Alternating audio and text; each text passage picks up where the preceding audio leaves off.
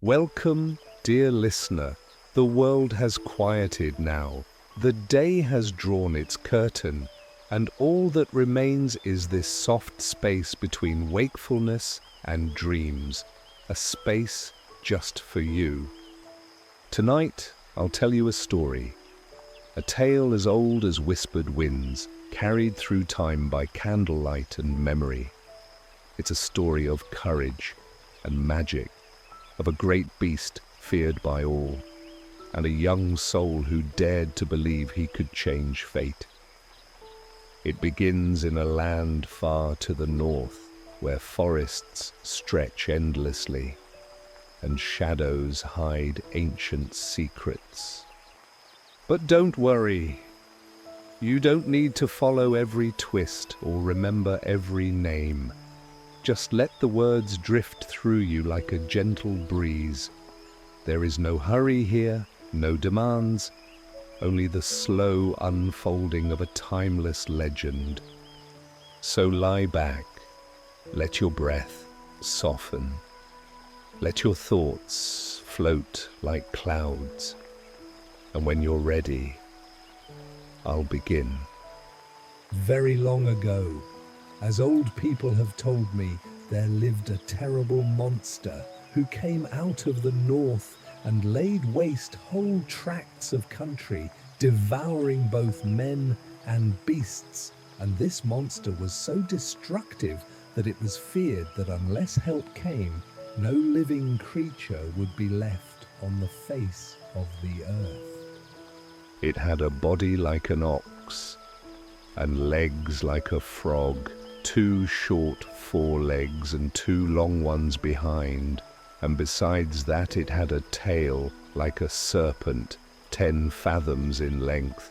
When it moved, it jumped like a frog, and with every spring it covered 1/2 mile of ground.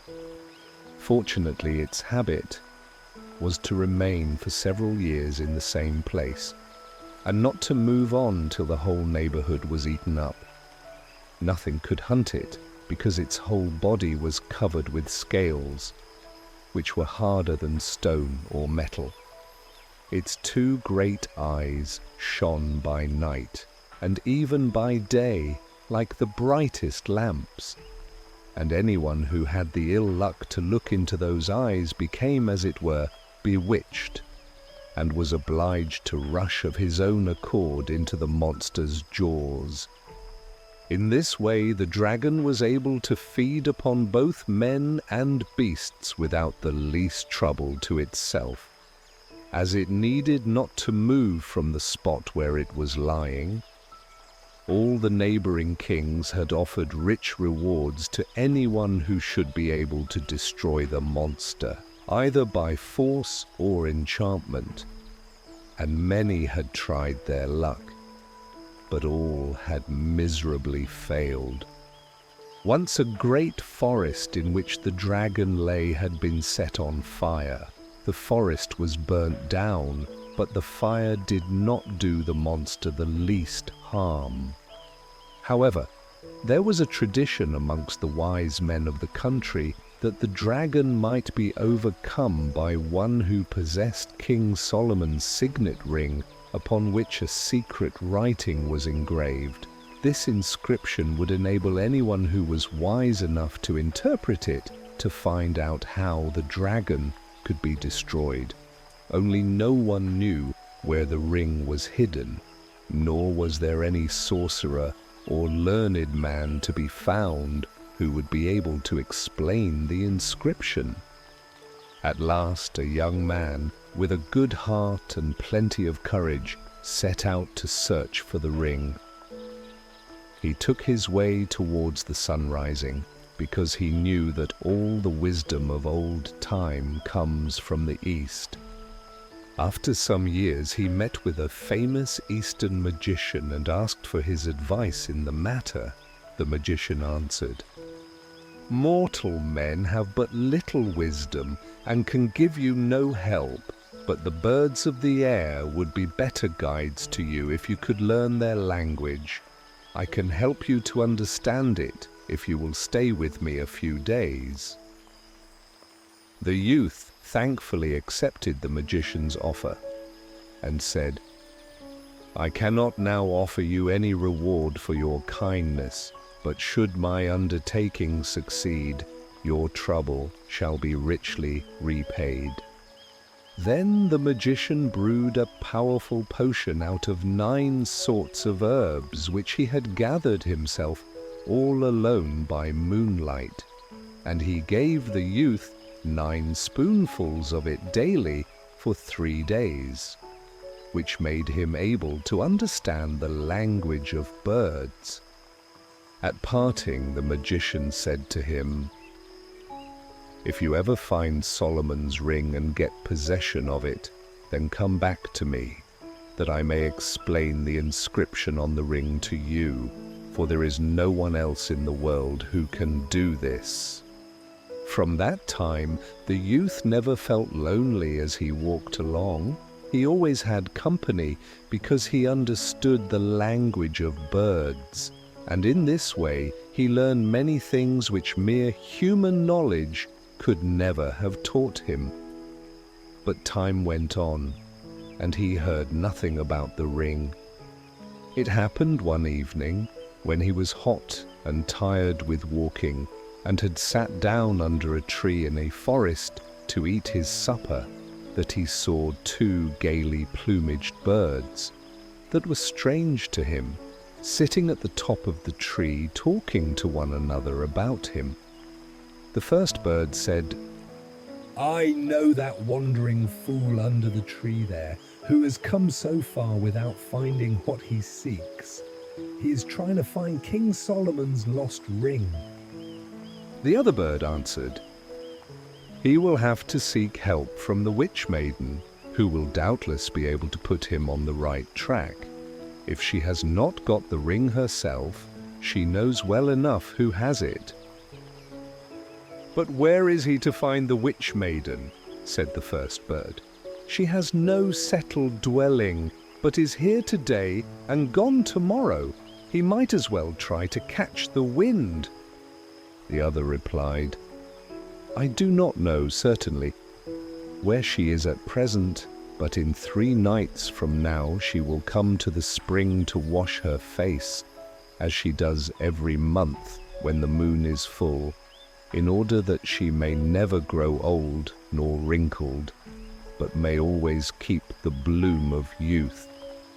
"Well," said the first bird, "the spring is not far from here. Shall we go and see how it is she does it?" "Willingly, if you like," said the other. The youth immediately resolved to follow the birds to the spring. Only 2 things made him uneasy. First, lest he might be asleep when the birds went, and secondly, lest he might lose sight of them, since he had not wings to carry him along so swiftly. He was too tired to keep awake all night, yet his anxiety prevented him from sleeping soundly. And when, with the earliest dawn, he looked up to the treetop, he was glad to see his feathered companions still asleep with their heads under their wings. He ate his breakfast and waited until the birds should start, but they did not leave the place all day. They hopped about from one tree to another looking for food all day long until the evening, when they went back to their old perch to sleep. The next day the same thing happened, but on the 3rd morning one bird said to the other, "Today we must go to the spring to see the witch-maiden wash her face." They remained on the tree till noon. Then they flew away and went towards the south. The young man's heart beat with anxiety lest he should lose sight of his guides, but he managed to keep the birds in view until they again perched upon a tree. The young man ran after them until he was quite exhausted and out of breath, and after 3 short rests, the birds at length reached a small open space in the forest, on the edge of which they placed themselves on the top of a high tree. When the youth had overtaken them, he saw that there was a clear spring in the middle of the space.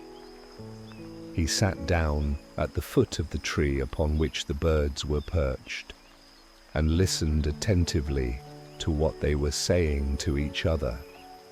"The sun is not down yet," said the first bird. "We must wait yet a while till the moon rises and the maiden comes to the spring. Do you think she will see that young man sitting under the tree?" "Nothing is likely to escape her eyes, certainly not a young man," said the other bird. "Will the youth have the sense not to let himself be caught in her toils?" "We will wait," said the first bird, "and see how they get on together." The evening light had quite faded, and the full moon was already shining down upon the forest, when the young man heard a slight rustling sound. After a few moments, there came out of the forest a maiden, gliding over the grass so lightly that her feet seemed scarcely to touch the ground, and stood beside the spring. The youth could not turn away his eyes from the maiden, for he had never in his life seen a woman so beautiful. Without seeming to notice anything, she went to the spring, looked up to the full moon, then knelt down and bathed her face 9 times, then looked up to the moon again and walked 9 times round the well. And as she walked, she sang this song: "Full-faced moon with light unshaded, let my beauty ne'er be faded. Never let my cheek grow pale, while the moon is waning nightly. May the maiden bloom more brightly, may her freshness never fail." Then she dried her face with her long hair, and was about to go away, when her eye suddenly fell upon the spot where the young man was sitting, and she turned towards the tree. The youth rose and stood waiting. Then the maiden said, "You ought to have a heavy punishment because you have presumed to watch my secret doings in the moonlight. But I will forgive you this time because you are a stranger and knew no better. But you must tell me truly who you are and how you came to this place where no mortal has ever set foot before." The youth answered humbly, "Forgive me, beautiful maiden, if I have unintentionally offended you. I chanced to come here after long wandering, and found a good place to sleep under this tree.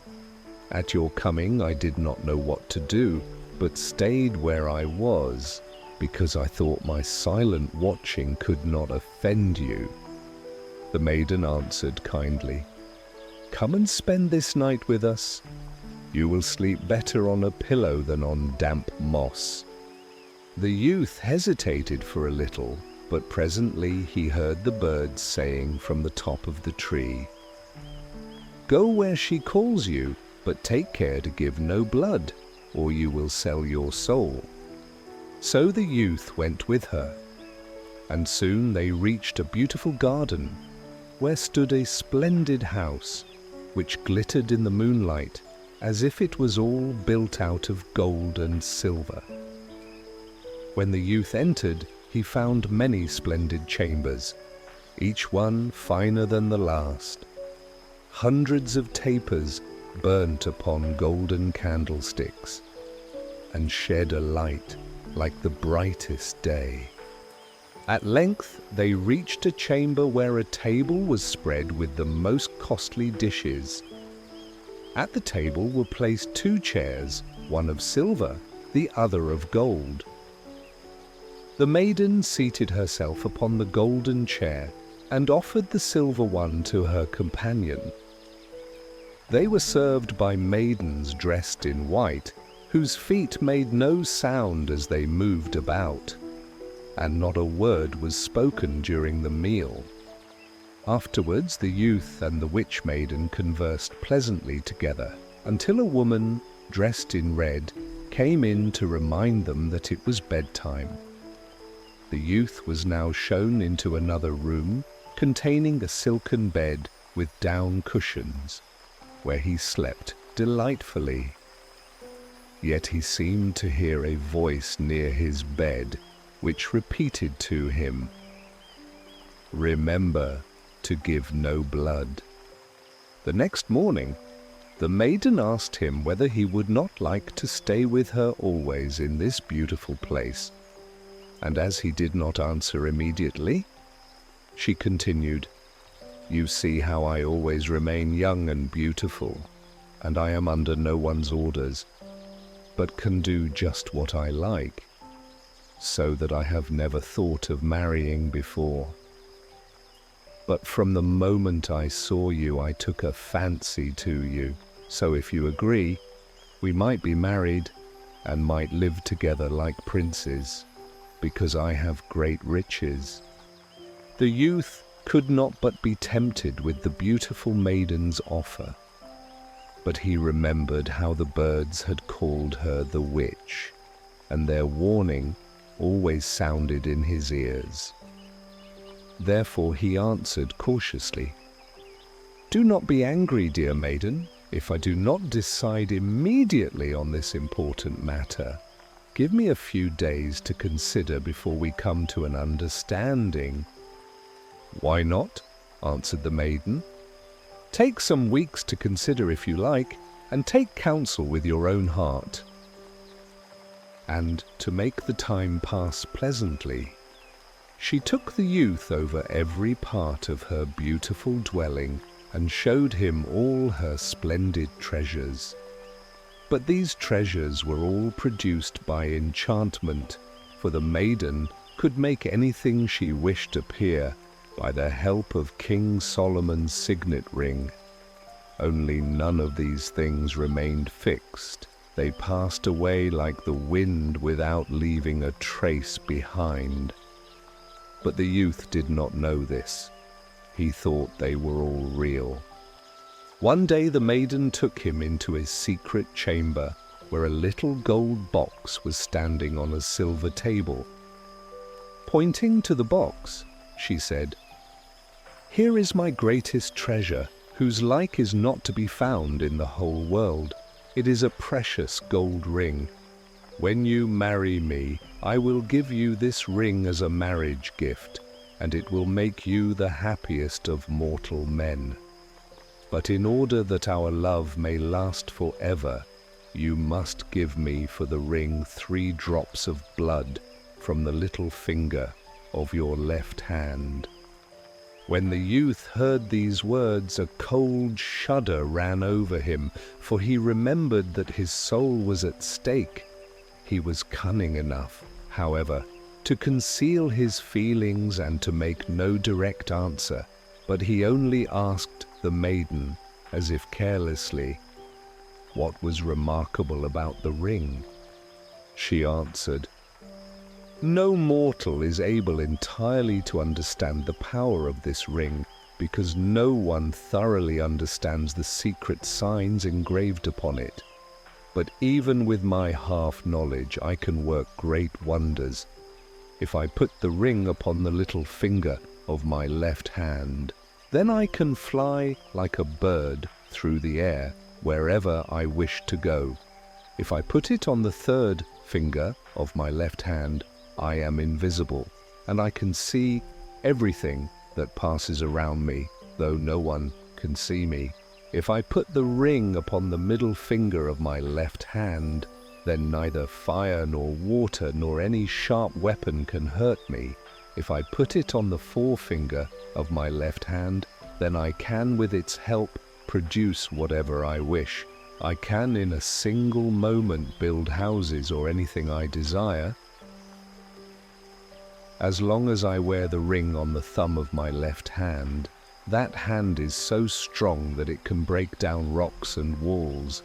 Besides these, the ring has other secret signs which, as I said, no one can understand. No doubt it contains secrets of great importance, The ring formerly belonged to King Solomon, the wisest of kings, during whose reign the wisest men lived. But it is not known whether this ring was ever made by mortal hands. It is supposed that an angel gave it to the wise king. When the youth heard all this, he determined to try and get possession of the ring, though he did not quite believe in all its wonderful gifts. He wished the maiden would let him have it in his hand, but he did not quite like to ask her to do so, and after a while she put it back into the box. A few days after, they were again speaking of the magic ring, and the youth said, "I do not think it possible that the ring can have all the power you say it has." Then the maiden opened the box and took the ring out, and it glittered as she held it like the clearest sunbeam. She put it on the middle finger of her left hand and told the youth to take a knife and try as hard as he could to cut her with it, for he would not be able to hurt her. He was unwilling at first, but the maiden insisted. Then he tried, at first only in play, and then seriously to strike her with the knife, but an invisible wall of iron seemed to be between them, and the maiden stood before him laughing and unhurt. Then she put the ring on her third finger, and in an instant she had vanished from his eyes. Presently she was beside him again, laughing and holding the ring between her fingers. "Do let me try," said the youth, "whether I can do these wonderful things." The maiden, suspecting no treachery, gave him the magic ring. The youth pretended to have forgotten what to do and asked what finger he must put the ring on so that no sharp weapon could hurt him. "Oh, the middle finger of your left hand," the maiden answered, laughing. She took the knife and tried to strike the youth, and he even tried to cut himself with it, but found it impossible. Then he asked the maiden to show him how to split stones and rocks with the help of the ring. So she led him into a courtyard where stood a great boulder stone.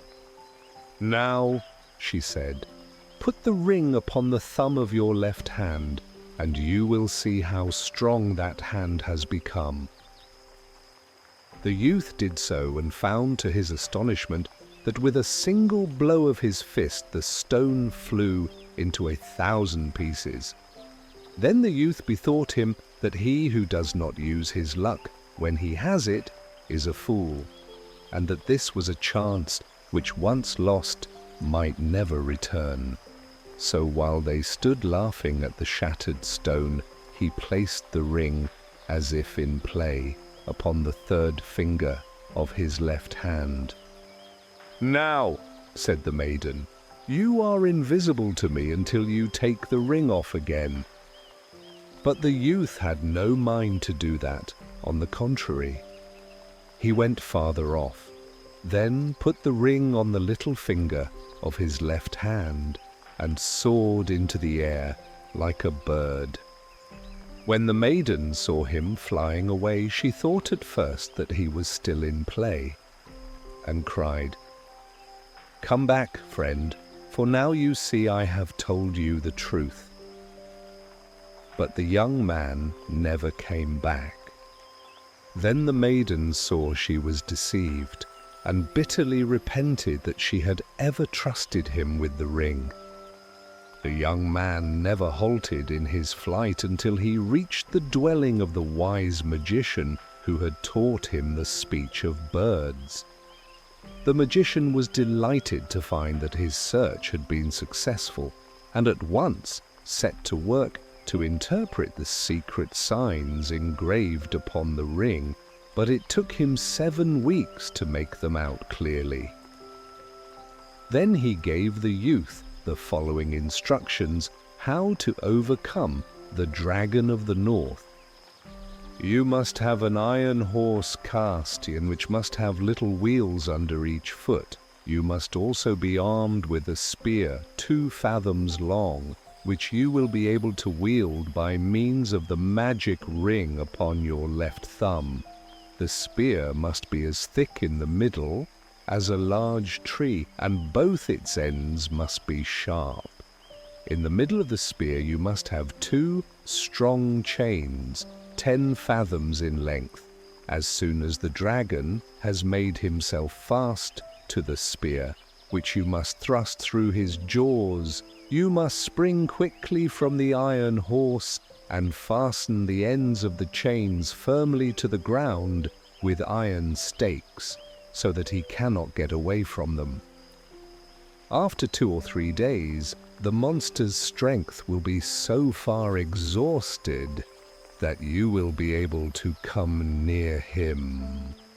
Then you can put Solomon's ring upon your left thumb and give him the finishing stroke, but keep the ring on your 3rd finger until you have come close to him so that the monster cannot see you, else he might strike you dead with his long tail.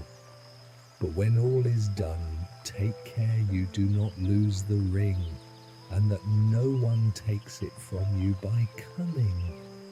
The young man thanked the magician for his directions and promised, should they succeed, to reward him.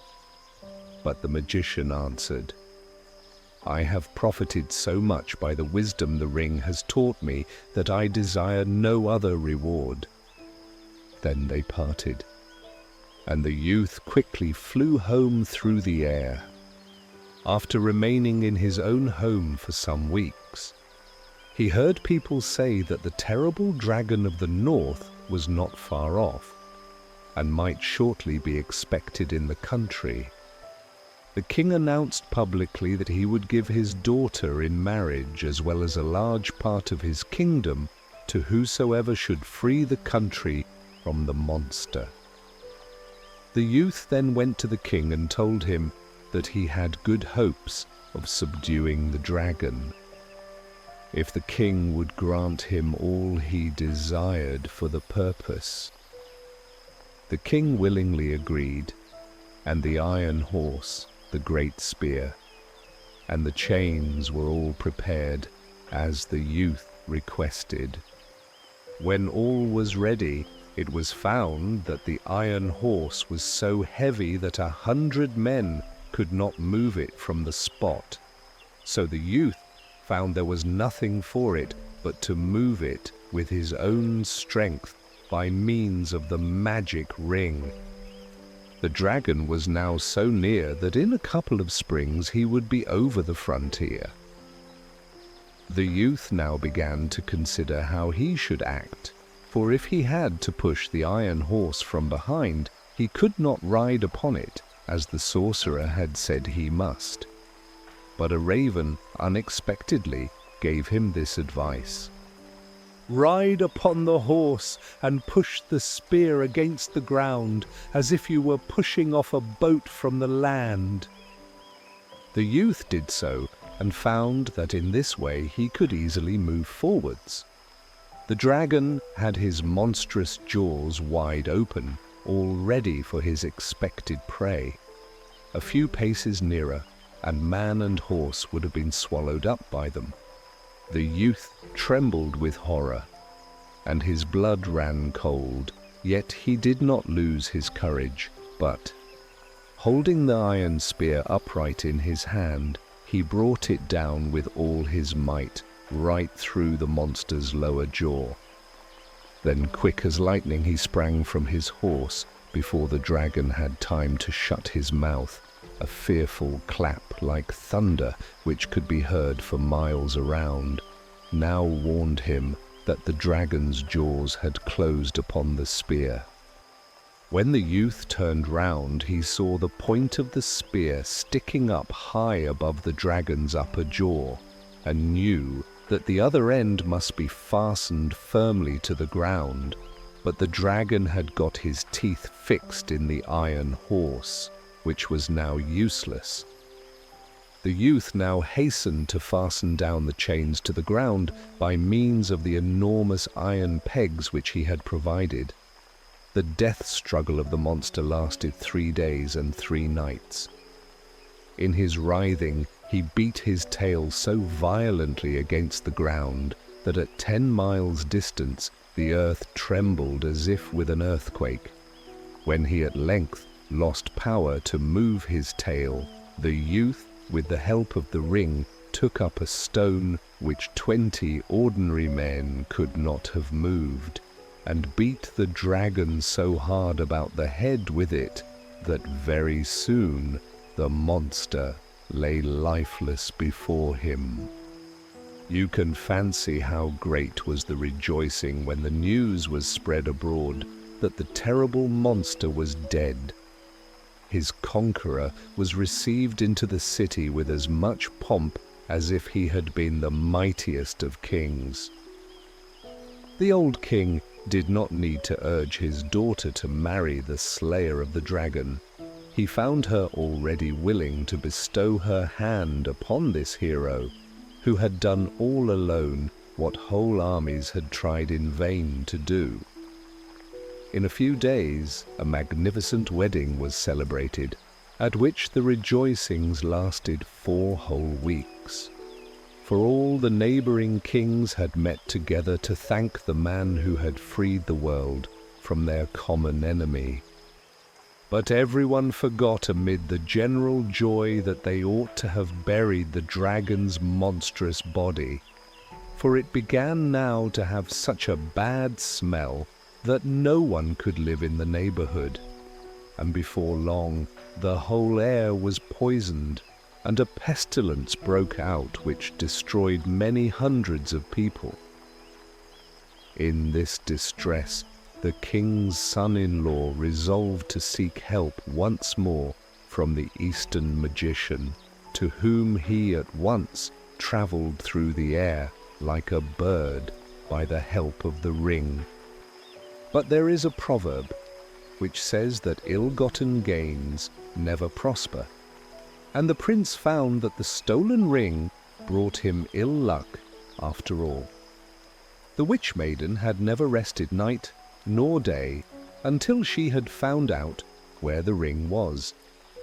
As soon as she had discovered by means of magical arts that the prince, in the form of a bird, was on his way to the Eastern magician, she changed herself into an eagle and watched in the air until the bird she was waiting for came in sight, for she knew him at once by the ring which was hung round his neck by a ribbon.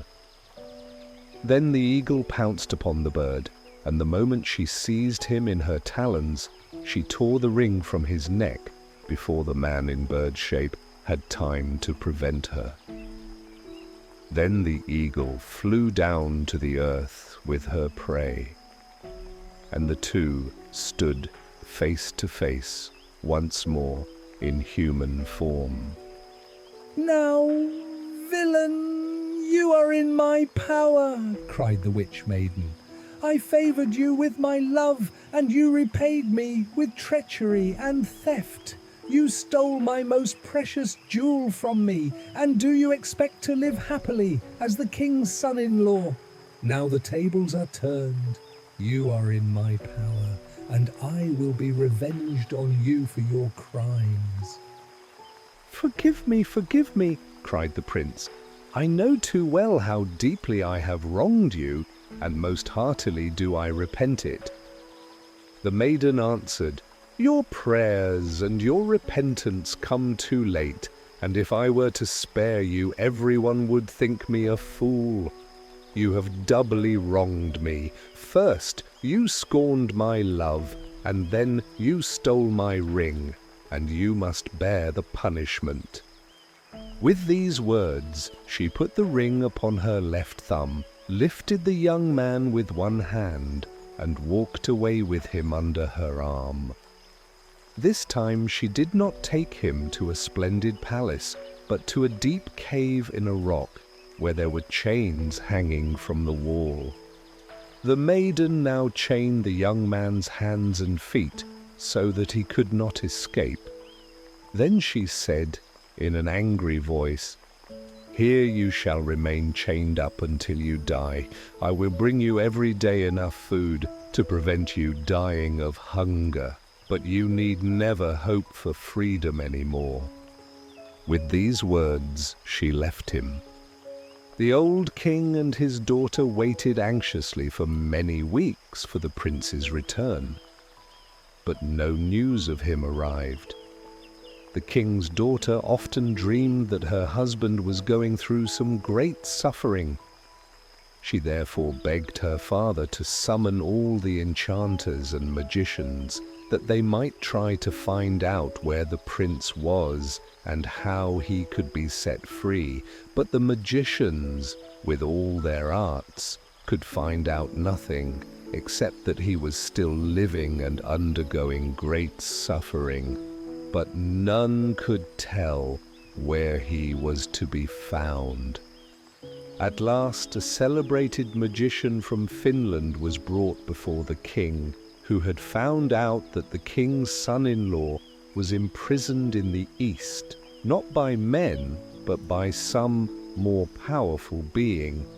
The king now sent messengers to the East to look for his son-in-law.